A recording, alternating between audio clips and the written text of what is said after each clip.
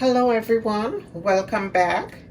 Today I'm going to show you how I prepare seamoss. This right here, as scary and ugly as it looks, makes for a delicious drink. So I'm going to just let you know what seamoss is for those of you who don't know.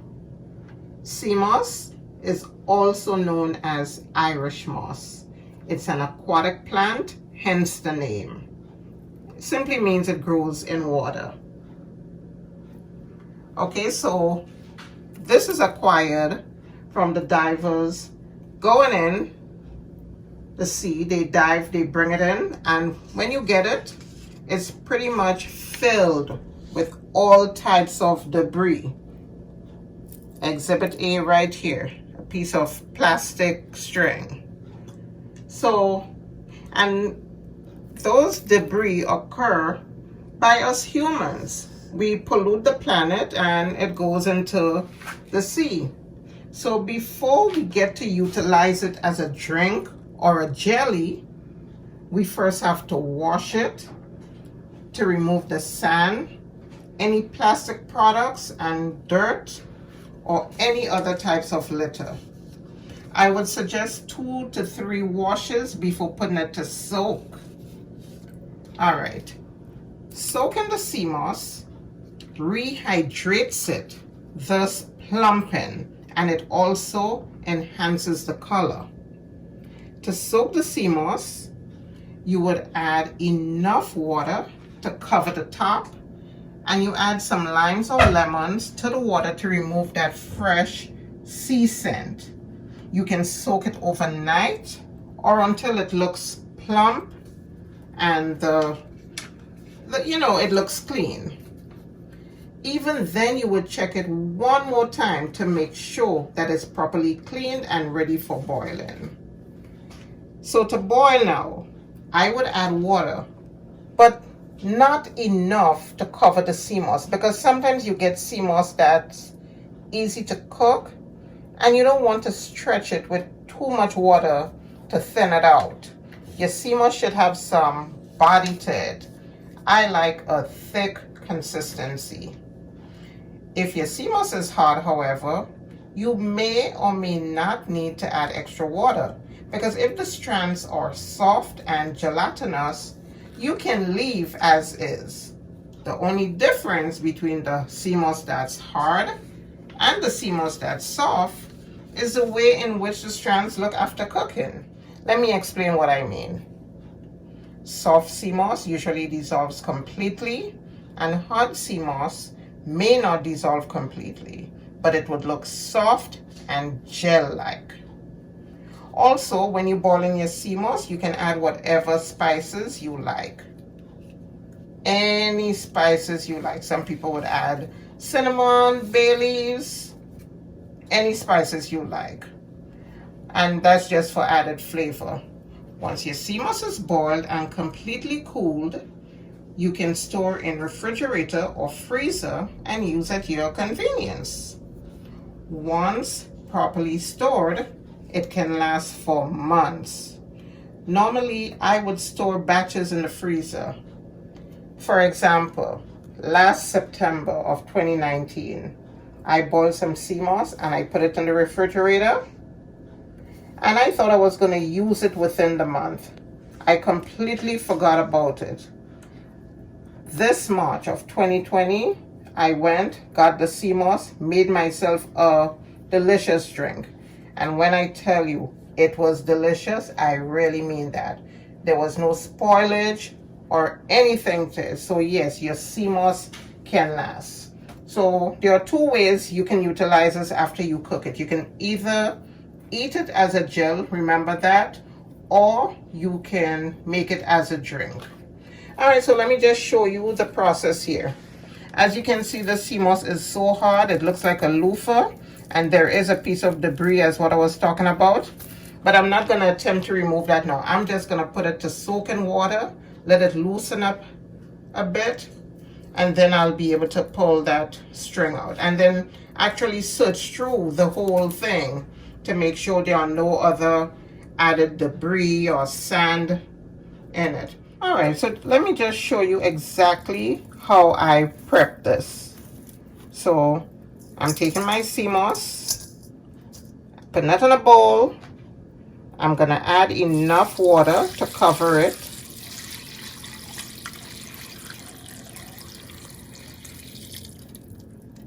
I'm gonna add some more water. Let me empty all. Okay, if you look here, look, dirt. But I'm still gonna add it in there because I'm gonna clean this thoroughly before putting to boil. Let me just get some additional water. Okay, so I'm gonna add some extra water.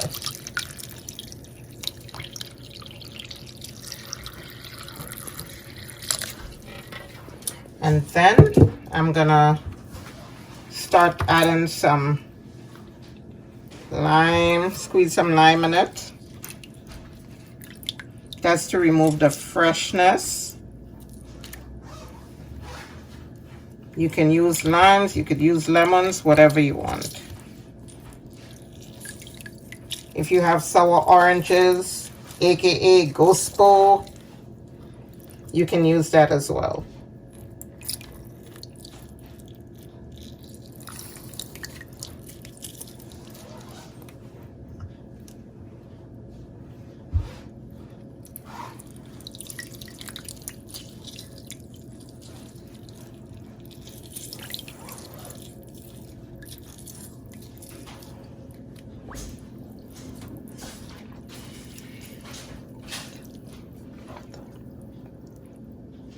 Okay, so I'm gonna leave this here, check back on it maybe in 2 hours time to see how much it has loosened up, and then begin to clean it.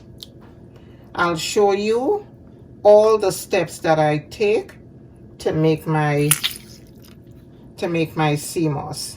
See you soon. Okay guys, so I've rehydrated my seamoss for about 5 hours, not intentionally, and I was not even counting, but I left it to soak and then I went to cook, and I'm just finished cooking, so now I'm checking back. As you can see, look at the difference. It filled up the whole bowl.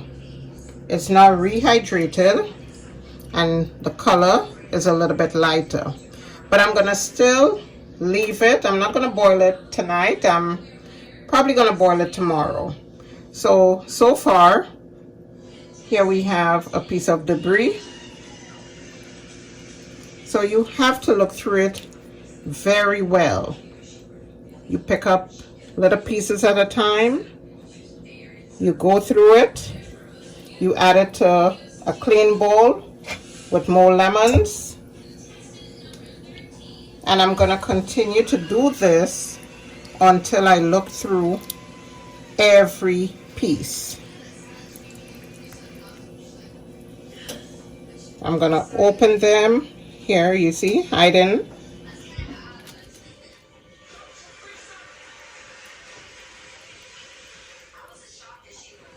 And you just continue to look through and remove whatever that does not belong there.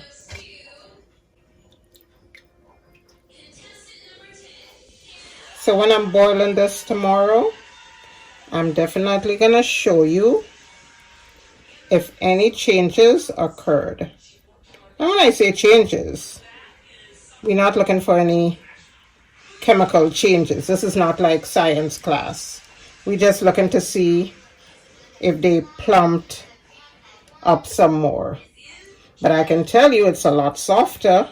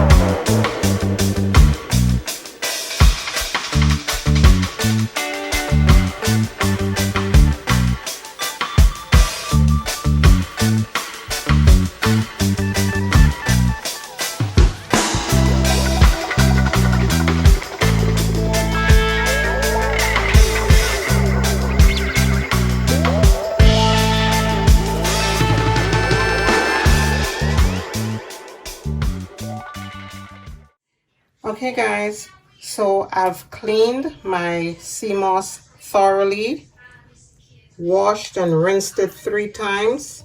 Now this is the 4th water, and I'm going to leave it overnight to soak in this water with additional lime and lemon.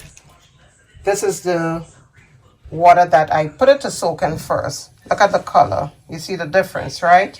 Okay, and this right here is dirt and discolored pieces. So this is what the seamoss looks like after soaking in water, and that's actually lemon water. I had a few pieces of limes and lemons in there, but I removed them, and this was basically overnight. So as you can see, it's nice and clean and plump.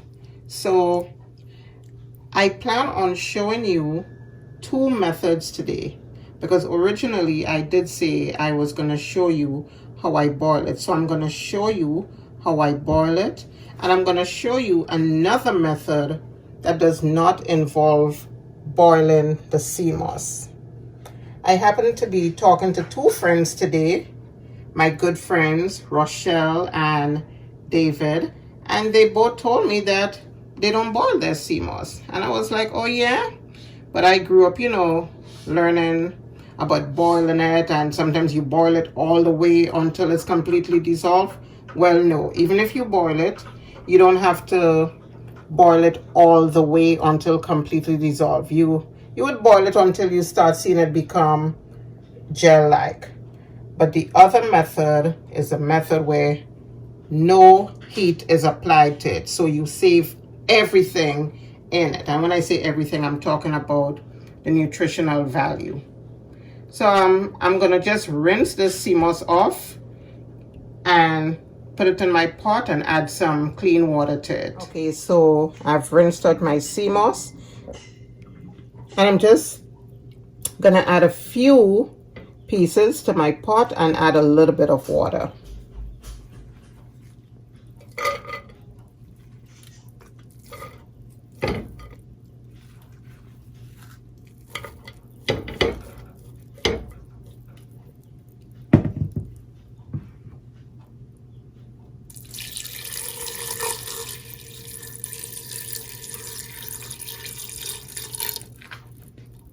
I'm gonna add some cinnamon, bay leaves, a piece of lime, and some piece of lime rind.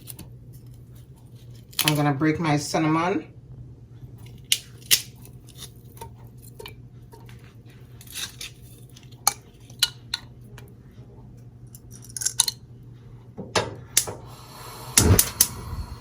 And I'm gonna just let this cook and look at it as it gets a little bit gel-like, and I'll turn it off from the flame and show you what that looks like.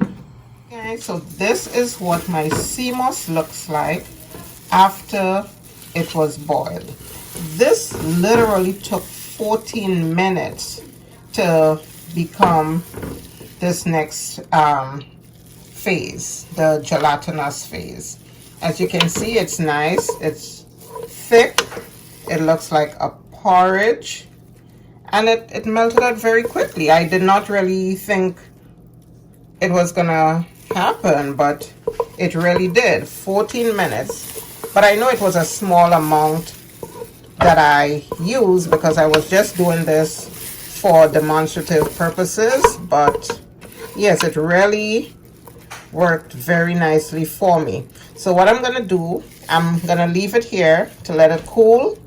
I'm gonna remove all my spices, and then I'm gonna store it in an airtight container and leave it in the refrigerator until I'm ready to use it. Now for the next method, this is the raw seamoss here. I have my blender. I'm gonna add, well, let's just say a handful for now. I'm gonna work with that, and if I need more, I'm gonna add more. Okay, so I've added about a handful of seamoss here in my blender. I'm now gonna add some spices. I have here some ground cinnamon and nutmeg. I have some evaporated milk that I'm going to mix with a little bit of water. If you wanted to use condensed milk, you can use that, but you're going to have to add some water. If you're using evaporated milk, you may or may not need water. It all depends on the consistency that you want. And if you wanted it sweetened, you can add a little bit of sugar. So using evaporated milk, you may or may not need water. Condensed milk, you would need to add water. You could also add almond milk. That's totally up to you. And there are different variations for this drink. I'm gonna just make it one way for now. So I've added the seamoss, I've added my cinnamon and nutmeg. I'm gonna add some evaporated milk.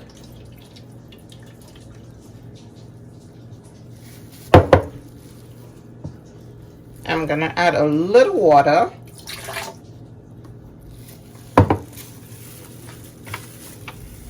I'm not gonna add any sugar, but of course you can add sugar to taste.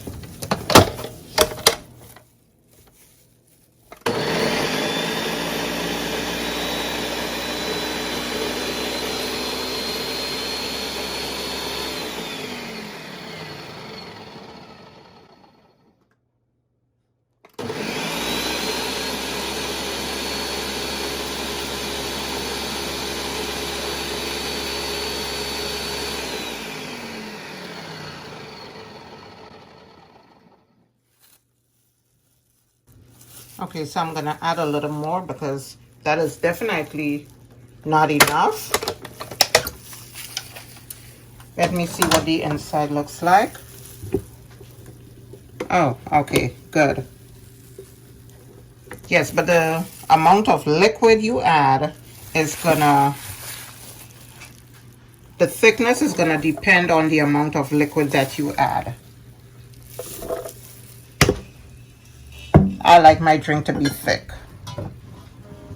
And as I was talking about variations, you can definitely, you can make a power shake, which is basically your seamoss mixture here, your base here, which is your seamoss, your milk, your spices, and you can add some Guinness. That's one way of making it, and that's actually called power. Oh, I just dirtied my blender. That's called power. And I think power is the name of an actual seamoss drink. It's not me just making up this name. But yes, that's with the addition of Guinness. If you wanted, you can add some rum. I'm not using any rum today, but you can use your favorite rum. But this is my favorite rum here, so this is what I would use. As you can see, it's almost done. And an alternative would be peanut butter, banana, oats. That is if you want to take it to another level. All right, so let me continue with this and I'll tell you what it tastes like. Just remember, I didn't add any sugar, but you can add sugar if you want.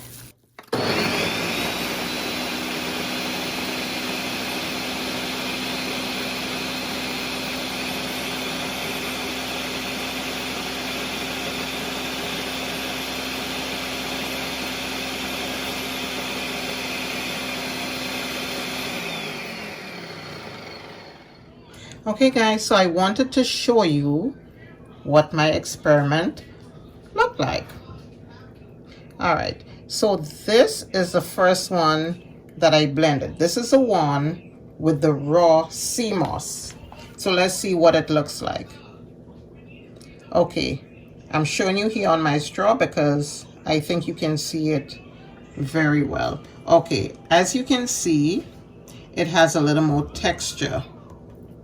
It's nice and thick. You can see all the spices through it, but it does have a little bit texture, more like a smoothie consistency. And I guess if you were to add oats in this, you would get the same kind of texture. All right, so that's it. I tried it, it's good, but it does have a little bit of texture. This is the one that was cooked and this one is smooth. So I would have to say it's all about preference. There is no better way to me or better one. It's all about your preference. If you like the one with a little texture, this would be perfect. If you like a smooth one, then you would cook this one, but not for too long. And let me just show you what the cooked one looks like right now as it is cooled. All right, guys, and this is the end product of my seamoss. What I boiled, as you can see, it started to solidify. Yes, look at that sheen over it. That's what it looks like. So I'm gonna store it in the refrigerator and use it whenever I need to. All for now, I'm just storing it in a container, and it's always essential to write your name and date so you have an idea when you made your stuff.